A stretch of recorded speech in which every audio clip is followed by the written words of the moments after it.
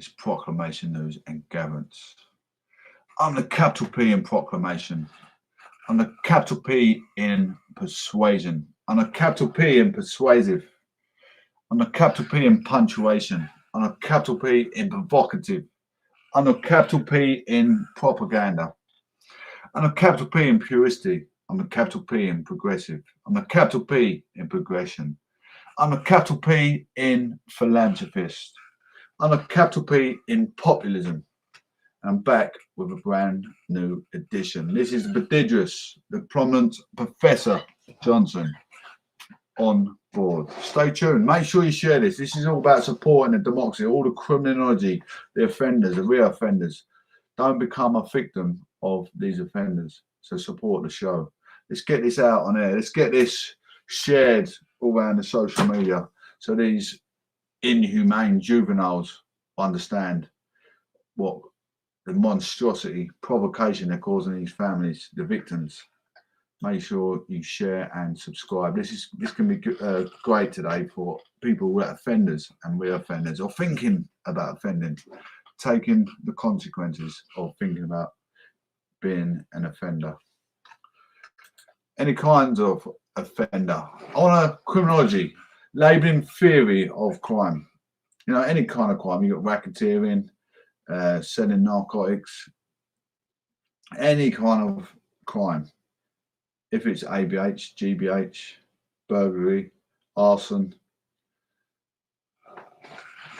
Anyway, labelling theory argues that criminal and deviant acts are a result of labelling by authorities, and the powerless are more likely to be negatively labelled. The labelling theory of crime is associated with interactionism. The key ideas are that crime is socially constructed. Agents of social control label the powerless as deviant and criminal based on stereotypical assumptions. And this creates effects such as the self-fulfilling prophecy, the criminal career, and deviancy amplification. Interactionists argue that people do not become criminals because of their social background, but rather argue that the crime emerges because of labelling by authorities. They see crime as the product of micro-level interactions between certain individuals and the police, rather than the result of the external social forces such as socialization or blocked opportunity structures. Talk about sociological change there, isn't it? Kind of in a roundabout way. I've typed all this up. Sociological change in a roundabout way. If you're in like a Beirut kind of area, you know, you've got your tacky clothes, you've got holes in your clothes, you know, you've got scars up your legs or down your face. You know, you already look like a suspect, didn't you? If burglary just happened, they're going to question you because you look like, you know, you look like you haven't got a pound of flesh. They're going to question you. Are you part of the burglary? 4 key concepts associated with the interactionist theories of deviance.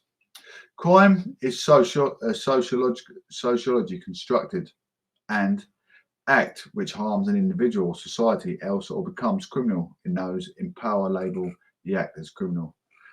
So, you know, you've got your, like a community centre as such, kicking your butt, you know, your child. I remember we've all done this as a child. Let's be honest now. We're not all perfect. I can paint a perfect picture, but I've been young as well, kicking a ball up someone's car, up someone's community centre, youth club. That's criminal damage. It's criminal damage. As much as we got that, you know, we haven't really got much of a guilty face because we're young and innocent, it's still criminal damage to someone's property. Not everyone who is deviant gets labelled as such. Negative labels and generally deviant criminal are generally given to the powerless by the powerful. Labelling has real consequences. It can lead to a deviancy amplification, to the self-fulfilling prophecy and deviant careers. So you think the police, they've been, you know, we've been, I like to call it polarised by the police as, you know, from a young age till us growing up. You can only thank the police for what, you know, if you are leading a good life, leading that life of purity, you can only thank the police for their guidance throughout life, for what they've done to get us where we are today. Labelling theory has a clear value position. It should aim to promote policies that prevents labelling minor acts as deviant.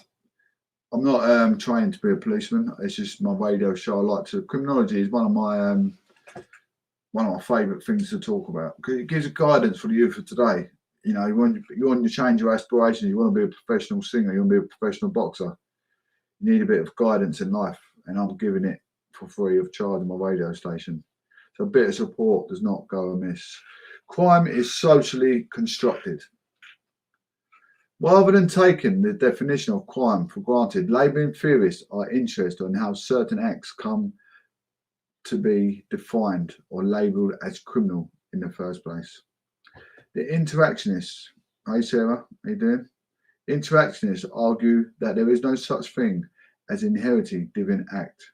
In other words, there is nothing which is deviant in itself in all situations and at all times.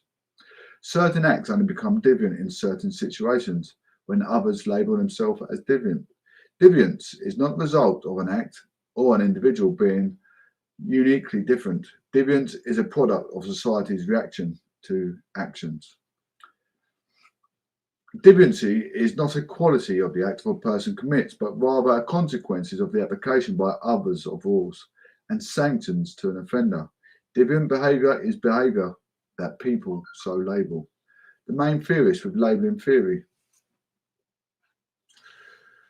I'm going to illustrate how crime is the product of social interactions by using an example of a fight between young people.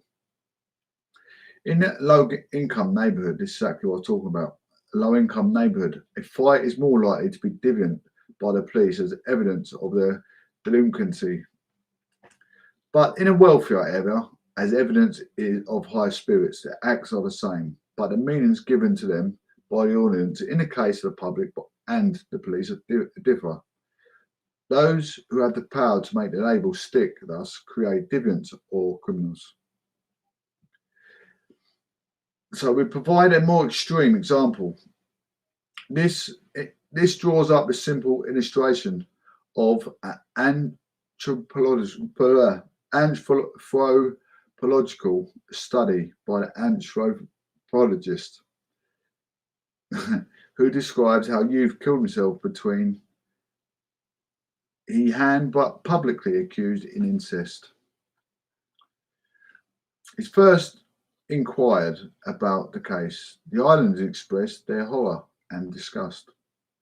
But on further investigation, it turned out the incest was uncommon on the island, nor was it really frowned upon, provided those involved were discreet, however, of an incestuous affair become too obvious and public. The islanders reacted with abuse, and the offenders were ostracized and often driven to suicide. It's important, you know, knowing the difference between sexes. Watching your close family, you can't be having. I'm not even going to go into it, but you know, it does happen in today's modern world. To be clear, in the above example, everyone knows the incest goes on, but if people are too public about it, and possibly, if they are just disliked or for whatever reason, they get publicly shamed for being an incestuous relationship. This is where, you know, your qualities. People shouldn't be labelled and bullied, discriminated in any shape or form. It's a crime. As soon as you start labelling someone, it's a crime. Bullying someone for their, you know, it's not. Shouldn't be doing incest, but you shouldn't then be going bullying people, especially social media. Can take someone to suicide. Maybe they're mentally ill. You should never bully someone for their actions.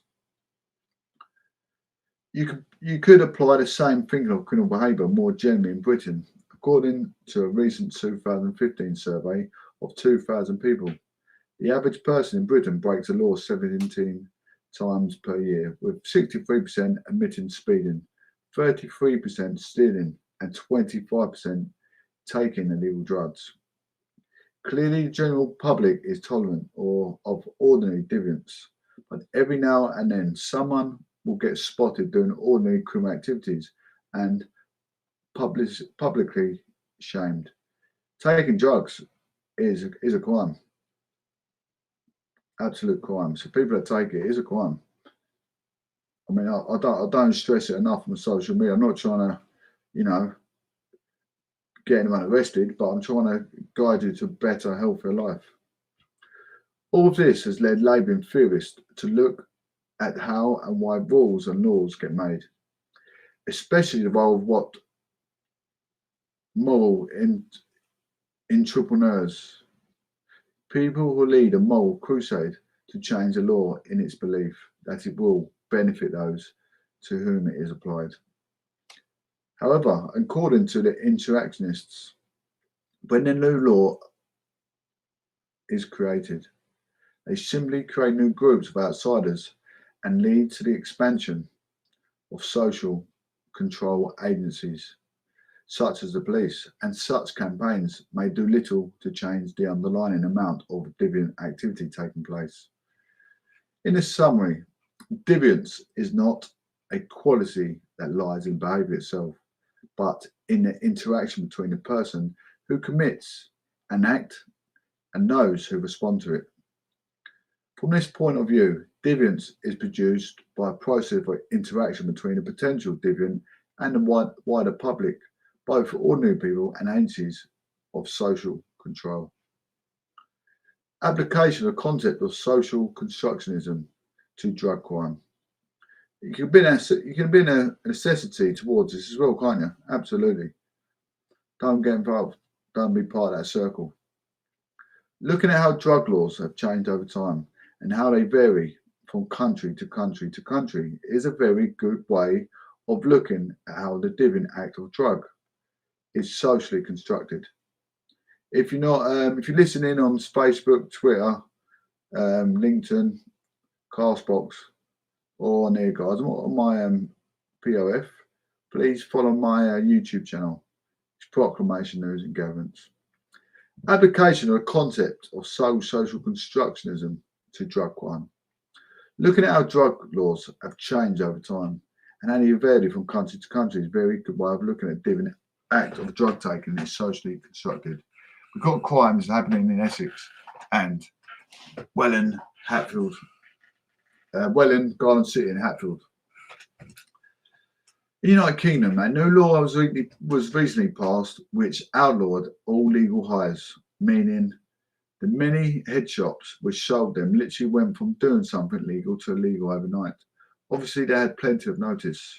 Meanwhile, in some states in America, such as Colorado, things seem to be moving in other direction.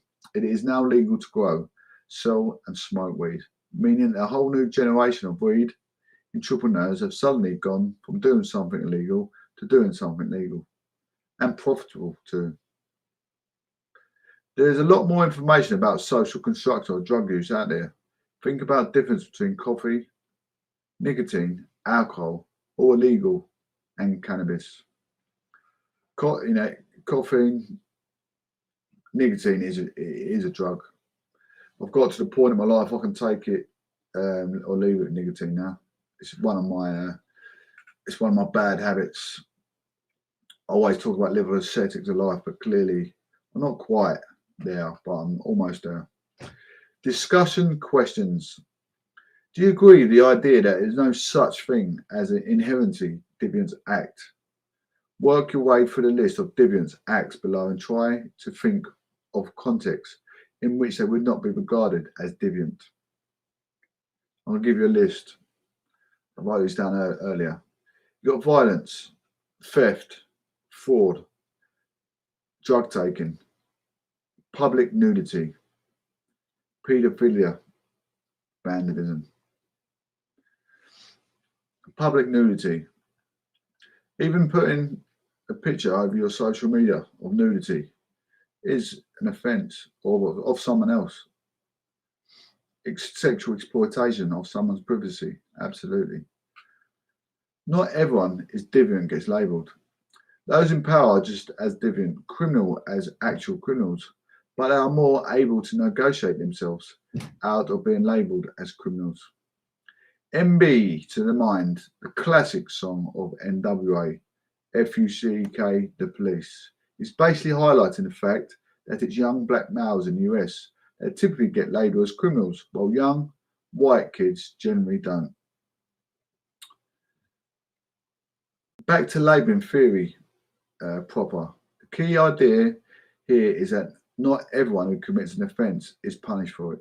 Whether a person's arrested, charged, or convicted depends on factors such as their interactions with agencies of social control, such as the police and the courts, their appearance, background, and personal biography, the situation and circumstance of the offence.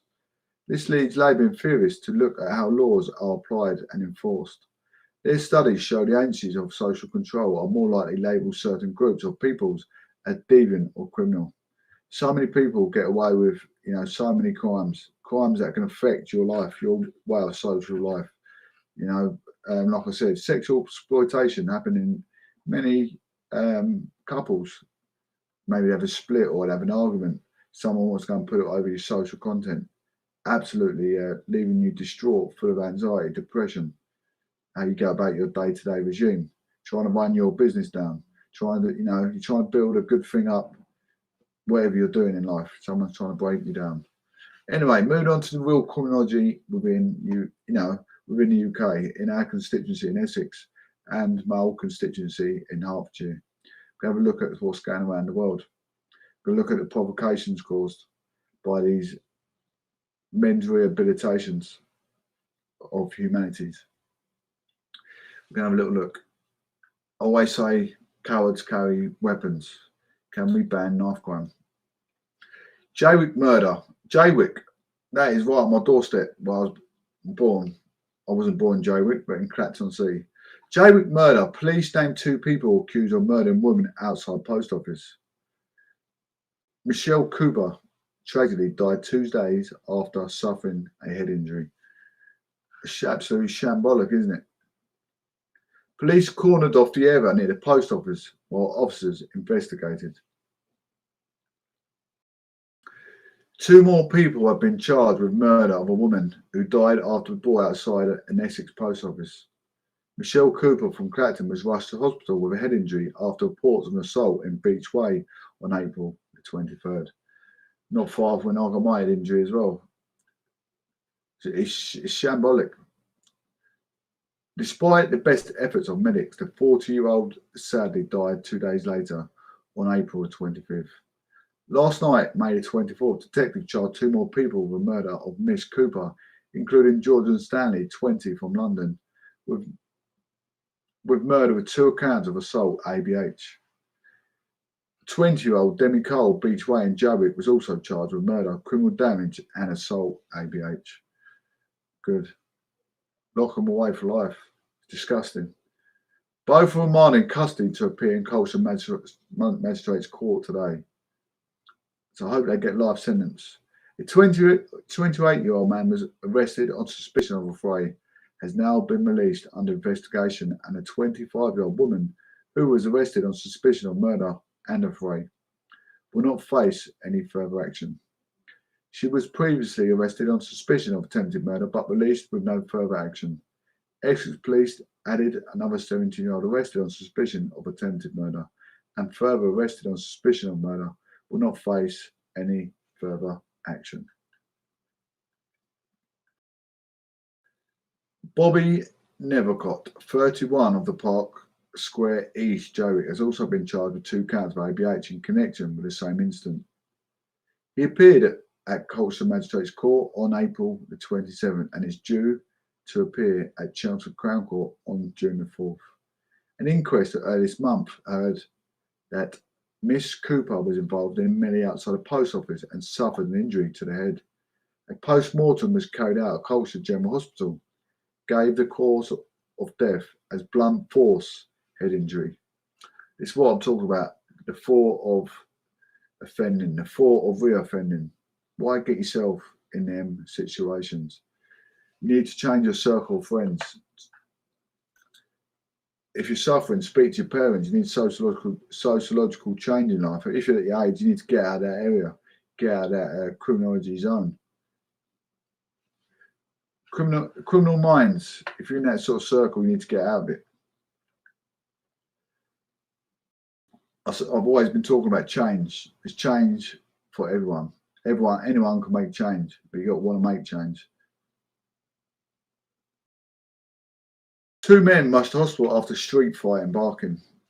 Men required hospital treatment and have both been arrested following the incident. 2 men have been rushed to hospital and subsequently arrested following a street fight this morning, Sunday, May the 2nd.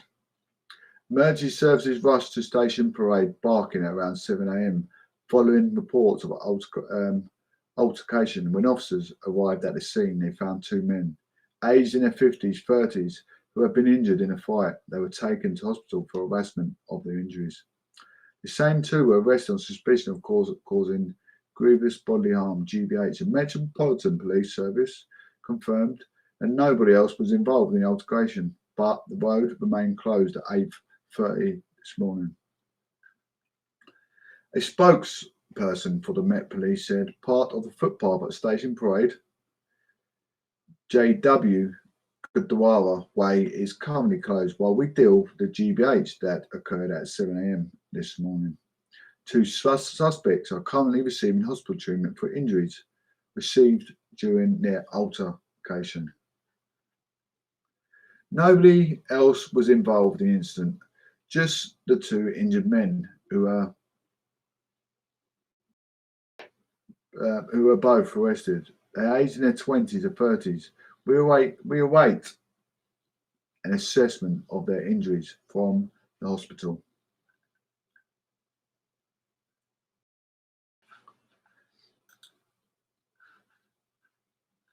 Like I say, racketeering as well, guys. A lot of racketeering going on. You get them phone calls. You get phone calls from supposedly a taxman in that revenue saying you've paid too much tax this year. We're going to give you £500 tax back. You give out your details. They're scamming people. So many different scams out there. Fraudsters jailed for police officer scam targeting vulnerable people. 2 men who were involved in a series of courier scams across the country have been jailed for more than 8 years in total. The men were involved in a courier fraud offences between October 2019 and January 2020, in which they contacted vulnerable people pretending to be a DC Martin Rose. The victims were informed that their bank accounts were being used by fraudsters and asked to withdraw money, purchase high-value items, or provide bank cards. A courier was dispatched to the victim's address to collect these items. The man conned more than 10,000 out of victims in Welwyn Garden City and Watford area. The men were found in possession of a mobile phone upon arrest, which contained a script in the name of DC Martin Rose that they read out to them contacting the victims. The phone also contained a voice recording of a call to a victim. I had a mobile phone device thing like that, exactly the same thing. Making it as a contract, send it to my address. They asked my bank details. I said no chance. Ismaili Sarwar, 24 of High Road, Willesden, and Sagyam Kayana, 26 of Craigmere Park, Wembley, appeared in court on April 21st, pleading guilty to conspiracy committed fraud. On Tuesday, May the 8th, Sarwar was sentenced to 4 years, 10 months imprisonment, and Kayana was sentenced to 4 years imprisonment at St Albans Crown Court. Detective Inspector Rob Burns from Hertfordshire Police, Serious Fraud and Cyber Unit, said courier fraud had been significant concerns in the country for a number of years. They often target vulnerable victims who can lose thousands of pounds to these scams. It can be very difficult to catch those responsible. They often change tactics when a scam becomes known, but they are very good at convincing their victim to take part with money, and they are very long gone by the time police are alerted.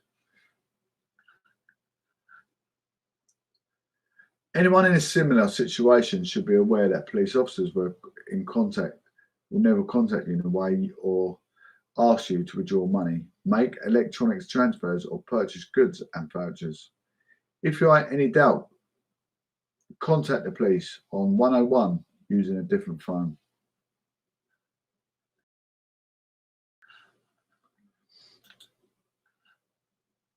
Have you been in purchase of a scam? Please make comment. I mean, there's many scams, so many scams out there. I've been involved in scams on the London Bridge.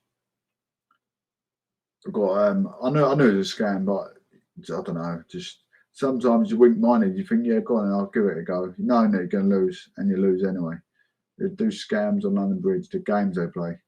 I fell for them. I don't know if anyone else has fell for these. So many different scams out there that people fall for.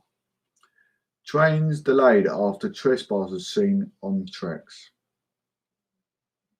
Trains are delayed this afternoon after trespassers were seen on tracks between Stevenage and Welwyn Garden City.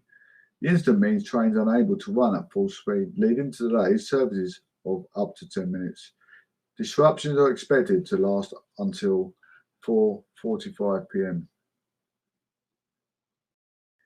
In a tweet, Great Northern said, "We received reports of trespassers on the track between Stevenage and Welwyn Garden City. Services are currently experiencing delays of up to 10 minutes. You can carry on using your normal route, but please allow some extra time to reach your destination." Transport Secretary Grant Shapps will be overwhelmed with that congestion. Thank you all for staying both preserved and observed. I'd like to say you are part of the Aristocracy Social League, especially if you give me constructive criticism as well. Really enjoy constructive criticism. It means a lot. Take care.